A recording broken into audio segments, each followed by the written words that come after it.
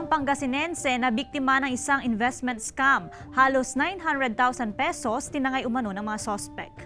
May exclusive report si King Guevara. Arestado si Remedios Pasilaw mula Mangaldan, Pangasinan dahil sa kasong estafa. Ayon sa National Bureau of Investigation Dagupan District Office, nag-aalok ang suspect kasama ang kanyang live-in partner na mga nais mag-invest sa kanilang dress chicken business.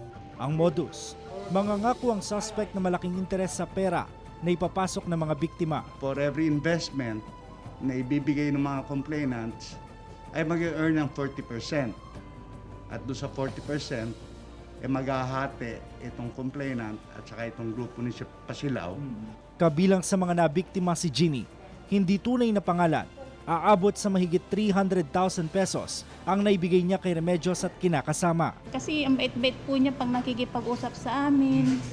Kami naman, wala naman kaming naawa, parang lang, tulong sa kanya. Kaya yung tiwala, binigay namin sa kanya. Bukod sa investment scam, dumulog din sa tanggapan ng NBI si Joey, hindi tunay na pangalan. Tumalbog daw ang cheque na ibinayad sa kanya ni Remedios para sa in-order niyang mga manok. Kinokontak ko siya, wala siyang response. Kaya pinabayaan ko muna kung anong gagawin niya sa cheque na binigay niya sa akin. Nagpangako siya na magbibigay siya ng cash pero hanggang sa wala namang dumarating. Itinanggi ni Pasilaw ang mga paratang sa kanya tungkol sa investment scam. Iginit niya na ang live-in partner niya ang dapat managot. Ang lumabas na ng hiram talaga ako, pero siya talaga yung mga may pinirmahan. Then ngayon, nung January 3, umalis na siya, siguro nalaman niya na ganito yung mangyayari, tinakasan ako. Pinaghahanap na ng NBI ang kinakasama ni Pasilaw.